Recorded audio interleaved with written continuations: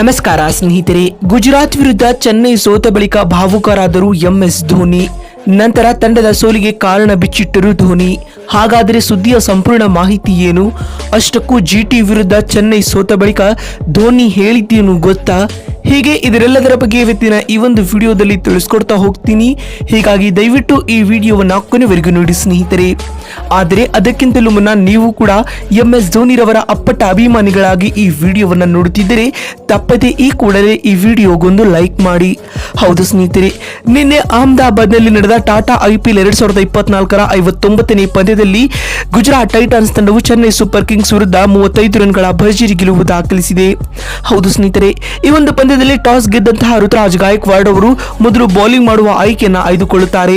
ಅದರಂತೆ ಮೊದಲು ಬ್ಯಾಟಿಂಗ್ ಮಾಡಿದ ಗುಜರಾತ್ ಟೈಟನ್ಸ್ ತಂಡವು ನಿಗದಿತ 20 ಓವರ್ಗಳಲ್ಲಿ 3 ವಿಕೆಟ್ ಕಳೆದುಕೊಂಡು 231 ರನ್ ಕಲೆ ಹಾಕಿತು. ತಂಡದ ಪರ ಆರಂಭಿಕರಾಗಿ ಕಣಕ್ಕಿಳಿದ ಶುಭ್ಮನ್ ಗಿಲ್ ಹಾಗೂ ಸಾಯಿ ಸುದರ್ಶನ್ ಅವರು ತಲಾ ಶತಕಗಳನ್ನು ಬಾರಿಸಿ ಮಿಂಚಿದರು. ಸಾಯಿ ಸುದರ್ಶನ್ ಅವರು ಇಂದಿನ ಪಂದ್ಯದಲ್ಲಿ 51 ಎಸೆತಗಳನ್ನು ಎದುರಿಸಿ 7 ಸಿಕ್ಸರ್ ಹಾಗೂ 5 ಫೋರ್ಗಳೊಂದಿಗೆ 103 ರನ್ ಬಾರಿಸಿ ವಿಕೆಟ್ ಒಪ್ಪಿಸಿದರು.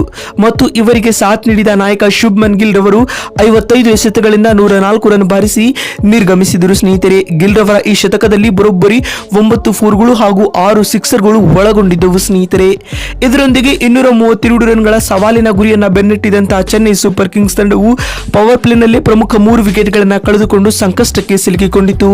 ಇದಾದ ಬಳಿಕ ಡ್ಯಾರೆಲ್ ಮಿಚೆಲ್ ಹಾಗೂ ಮೊಯಿನ್ ಅಲಿ ತಂಡಕ್ಕೆ ಕೊಂಚ ಆಸರೆಯಾದರೂ ಕೂಡ ಇವರ ಆಟ ಹೆಚ್ಚು ಹೊತ್ತು ನಡೆಯಲೇ ಇಲ್ಲ. ಡ್ಯಾರೆಲ್ ಮಿಚೆಲ್ ರವರು 34 ಎಸೆತಗಳಿಂದ 63 ರನ್ ಬಾರಿಸಿ ನಿರ್ಗಮಿಸಿದರು ಮತ್ತು ಇವರಿಗೆ ಸಾಥ್ ನೀಡಿದ ಮೊಯಿನ್ ಅಲಿ ರವರು 56 ರನ್ ಬಾರಿಸಿ ವಿಕೆಟ್ ಒಪ್ಪಿಸಿದರು. ಆದರೆ ಕೊನೆಯಲ್ಲಿ ಬಂದ ಎಂಎಸ್ ಧೋನಿ ಹೊಡಿಬಿಡಿ ಆಟವನ್ನು ಆಡುವ ಮೂಲಕ 26 ರನ್ ಬಾರಿಸಿದರಾದರೂ ಕೂಡ ಸಿಎಸ್ಕೆ ತಂಡಕ್ಕೆ ಗೆಲುವು ತಂದುಕೊಡುವಲ್ಲಿ ಇವರು ಕೂಡ ವಿಫಲವಾದರು. ಈ ಮುಖಿನವಾಗಿ ಚೆನ್ನೈ ಸೂಪರ್ ಕಿಂಗ್ಸ್ ತಂಡವು 20 ಓವರ್ಗಳಲ್ಲಿ 8 ವಿಕೆಟ್ ಕಳೆದುಕೊಂಡು 196 ರನ್ ಕಲೆ ಹಾಕಿತು. ಇದರೊಂದಿಗೆ 35 ರನ್ಗಳ ಹೀನಾಯ ಸೋಲು ದಾಖಲಿಸಿತು. ಸ್ನೇಹಿತರೆ, ಇದೀಗ ಗುಜರಾತ್ ವಿರುದ್ಧ ಚೆನ್ನೈ ಸೋತ ಬಳಿಕ ಪೋಸ್ಟ್ ಮ್ಯಾಚ್ ಪ್ರೆಸೆಂಟೇಷನ್ ವೇಳೆ ಮಾತನಾಡಿದ ಎಂಎಸ್ ಧೋನಿ ರವರು ಭಾವುಕರಾಗುವ ಮೂಲಕ ಈ ರೀತಿಯಾಗಿ ಹೇಳಿದ್ದಾರೆ.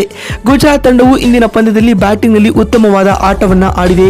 ಸ್ಪೆಷಲಿ ಸಾಯಿ ಸುದರ್ಶನ್ ಹಾಗೂ ಶುಭ್ಮನ್ ಗಿಲ್ ಅವರು ಪವರ್ ಪ್ಲೇ ನಿಂದಲೂ ಡೆತ್ ಓವರ್ ವರೆಗೂ ಅದ್ಭುತವಾದ ಆಟವನ್ನ ಆಡಿದ್ದಾರೆ. ಇವರ ಈ ಆಟವು ನಮ್ಮ ತಂಡದ ಕಾನ್ಫಿಡೆನ್ಸ್ ಲೆವೆಲ್ಸ್ ಅನ್ನ ಕುಗ್ಗಿಸಿದೆ. ಆದರೆ ನಮ್ಮ ಬ್ಯಾಟ್ಸ್ಮನ್ ಗಳು ತಿರುಗೇಟನ್ನ ನೀಡಬಹುದಾಗಿತ್ತು. ನಮ್ಮ ಟಾಪ್ ಆರ್ಡರ್ ಬ್ಯಾಟಿಂಗ್ ಇಂದು ವಿಫಲವಾಗಿದೆ. ಇದೇ ತಂಡದ ಸೋಲಿಗೆ ಪ್ರಮುಖ ಕಾರಣವಾಯಿತು ಎಂದು ಎಂಎಸ್ ಧೋನಿ ಭಾವುಕರಾಗಿ ಹೇಳಿದ್ದಾರೆ.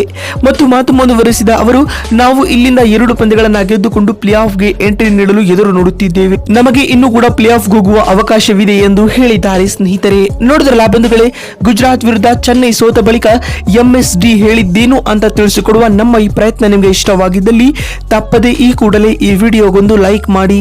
ವಿಡಿಯೋವನ್ನ ಇಲ್ಲಿವರೆಗೂ ನೋಡಿದ್ದಕ್ಕಾಗಿ ಧನ್ಯವಾದಗಳು. ಮತ್ತೊಂದು ವಿಡಿಯೋದಲ್ಲಿ ಸಿಗ್ತೀನಿ. ಅಲ್ಲಿವರೆಗೂ ನಮಸ್ಕಾರ.